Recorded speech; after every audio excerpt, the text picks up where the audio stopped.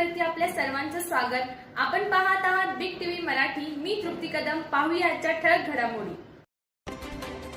शेगाव इथं छत्रपती शिवाजी महाराज महसूल समाधान मेळावा, नागरिकांना दिलासा, 750 अर्ज निकाली, विविध दाखल्यांचे विक्रमी वितरण।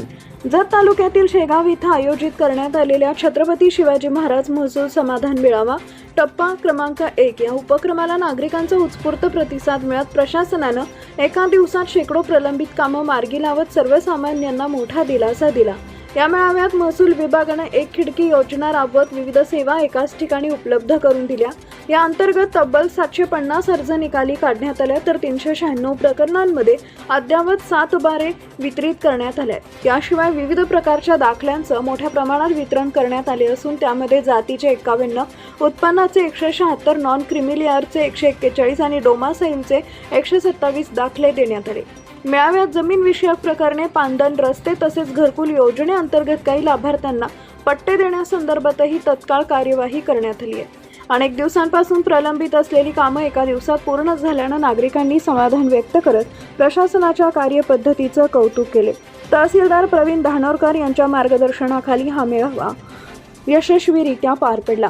अशा मेळाव्यांमुळे नागरिकांचा वेळ व खर्च वाचतो, तसेच शासनाच्या सेवा अधिक पारदर्शकपणे पोहोचवता येतात, असं त्यांनी सांगितलंय। या समाधान मेळाव्यास जत उपविभागीय अधिकारी अजय कुमार नष्टे, उपायुक्त तथा सांगली जिल्हा पालक अधिकारी संतोष बोर यांनी सदिच्छा भेट देत उपस्थित नागरिकांशी संवाद साधला।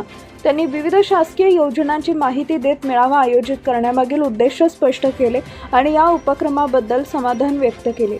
यावेळी पंचायत समितीचे सभापती अर्चनाताई पाटील, जिल्हा परिषद सदस्य डॉक्टर शिवाजी खिलारे, पंचायत समिती सदस्य प्रमोद सावंत यांच्यासह विविध विभागांचे अधिकारी मोठ्या संख्येने उपस्थित होते।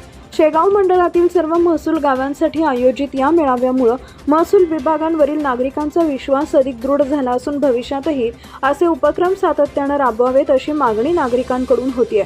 एक दिवसात कामाचा निपटारा व प्रशासन नागरिकांच्या दारी अशी भावना यावेळी नागरिकांनी व्यक्त केली आहे।